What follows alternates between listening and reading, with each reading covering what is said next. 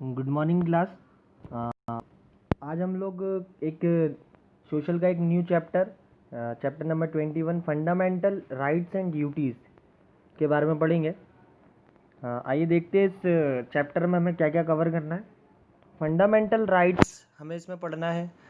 Evolution of fundamental rights, fundamental duties क्या होगी, evolution of fundamental duties, descriptive principle of state policy.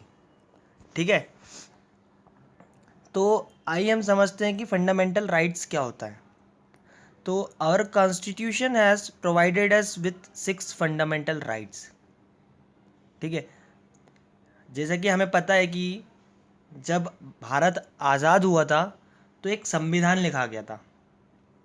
संविधान इसमें कह सकते हो कि आपको इसमें कुछ लॉ फॉलो करने होते हैं।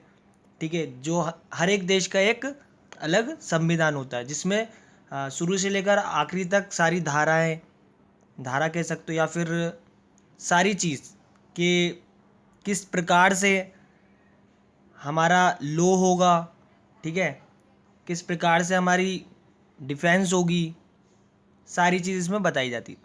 तो फंडामेंटल राइट्स में कुछ बेसिक सी राइट्स दी हुई है हमें कि मतलब किस इंसान का क्या हक होगा, क्या वो कैसे फैसले ले सकेगा। ठीक है, कोई ऊंच नीच का भाव तो नहीं रहेगा, मतलब पार्शियलिटी तो नहीं होगी किसी के साथ। इस प्रकार की कुछ चीज़ फंडामेंटल राइट्स में होती है।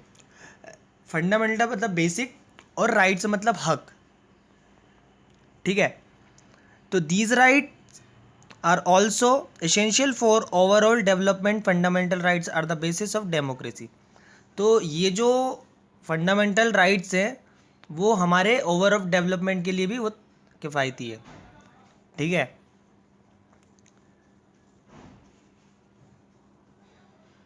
हाँ, तो ज़्यादा इसमें डीप में ना जाते हुए हम लोग सीधे सीधे काय पे आएंगे कि फंडामेंटल राइट्स होती कौन सी।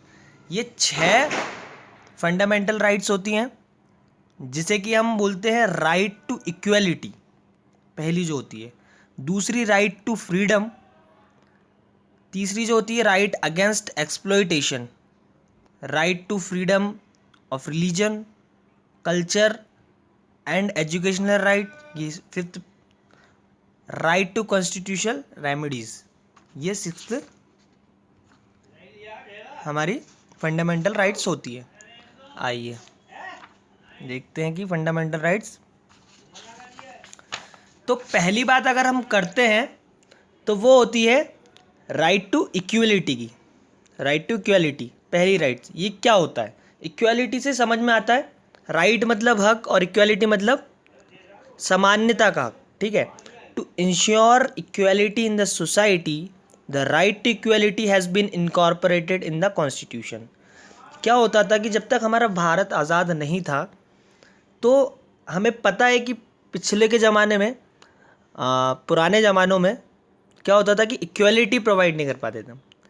कह सकते थे कि जो नीची जात वाले होते थे और जो ऊपर ऊपर ऊपर जात वाले होते थे वो चीज़ नहीं हुआ करती। आज क्या है कि सारी समाज, सारे व्यक्ति, हर एक इंसान को क्या होता है, एक हक होता है, इक्वलिटी का हक होता है।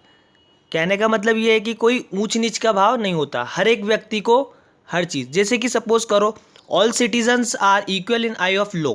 मतलब अगर मैं कोई बहुत बड़ा नेता हूँ, ठीक है, और सामने वाला कोई दूसरा आम आदमी है, तो अगर हम कानून के हिसाब से देखा जाए तो कानून सबको सज़ा सबको सेम ही सुनाएगी। अगर किसी व्यक्ति ने पर्टिकुलर व्यक्ति ने चोरी की है तो उनके लिए सज़ा सेम ही होगी, किसी के लिए कम किसी के लिए ज़्यादा नहीं होगी।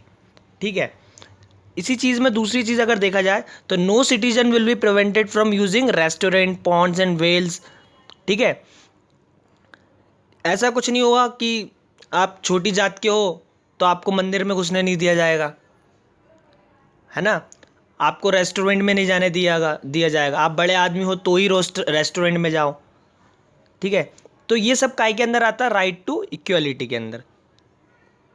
ठीक है, और आजकल तो तीसरा जो पॉइंट देखा जाए कि जो all the citizens will get equal opportunities for government job. ठीक है, तो पहले क्या होता था कि जॉब्स जो है हर किसी को ऐसे ही, मतलब कहने का मतलब ये है कि आजकल जो जॉब्स हैं वो हर समाज हर व्यक्ति को प्रोवाइड होती है गवर्नमेंट जॉब। ठीक है, और now 1950 law against untouchability was enacted इन 1950। तो हमारा जो देश आज़ाद जो हुआ था वो 1947 में हुआ था। उसके 3 साल बाद एक लॉ आया जिसको बोलते हैं अनटचेबिलिटी, छुआछूत का एक एक्ट आया था। मतलब कोई भी व्यक्ति अगर छुआछूत करता है अपने देश में, ठीक है, अगर अपने देश में कोई व्यक्ति छुआछूत करता है तो उसके अगेंस्ट एक लॉ बनाया गया था जिसमें सज़ा भी हो सकती है। ठीक है, बात करते हैं हम दूसरी टाइप की इक्वलिटी, राइट्स की। दूसरी टाइप का राइट्स, ये जो राइट्स हैं अपने, ये जीवन भर काम आएंगे, ये संविधान में लिखा जा चुके हैं और ये हमेशा रहेंगे। ठीक है, जब तक आप हो, जब तक ये राइट्स है। ठीक है, तो सेकंड प्रकार की जो हमारे राइट्स होती हैं, दूसरी तरीके की राइट है वो है राइट टू फ्रीडम।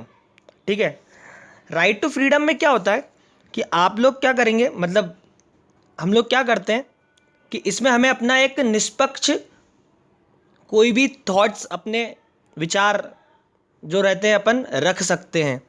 कहने का मतलब ये है कि अगर आपको सपोज़ करो आपको कोई सा यूनियन बनाना है या आपको कोई बिज़नेस चालू करना है तो आप बिना किसी झिझक के कर सकते हैं। आप इंडिया के किसी भी पार्ट में आ जा सकते हैं, पहले के टाइम पे ऐसे नहीं होता था, है ना। मूव फ्रीली और go to any part of India, है ना। आप या तो फिर कहीं भी इंडिया के किसी भी कोने में रह सकते हैं, जा सकते हैं। आप किसी भी कहीं की भी जॉब, कैसी भी जॉब हो इंडिया के अंदर, आप उसमें फ्रीडम, आपको उसमें फ्रीडम रहती है। ठीक है, क्या आप लोग जा सकते हैं। हाँ, अब बात करते हैं हम third, right against exploitation. This right has been incorporated in the constitution to protect the weaker section from exploitation. ठीक है, our constitution prohibit selling and बायो ह्यूमन बींग्स। तो इस कॉन्स्टिट्यूशन में ये एक एक्ट इनकॉर्पोरेटेड हुआ था जो कि वीकर सेक्शन जो होते हैं, मतलब पुअर क्लास के जो लोग रहते हैं उनको, उनके लिए ये राइट मतलब एक्ट जो है वो बना था। आवर कॉन्स्टिट्यूशन मतलब संविधान, prohibits selling and buying of human beings, begging and other form of force labour are prohibited. ठीक है, तो इसमें ना एक्सप्लॉइटेशन का मतलब होता है बहिष्कार करना। ठीक है, तो जो व्यक्ति किसी दूसरे व्यक्ति का बहिष्कार करता है, और इसमें क्या रहता था, अभी आप लोगों ने पहले पढ़ा होगा कि हमारे देश में क्या होता है कि फोर्स्ड लेबर जो होती है, मतलब ज़बरदस्ती काम कराना किसी से, है ना, भीख मांगना, ये क्या है, हमारे इधर बैन है।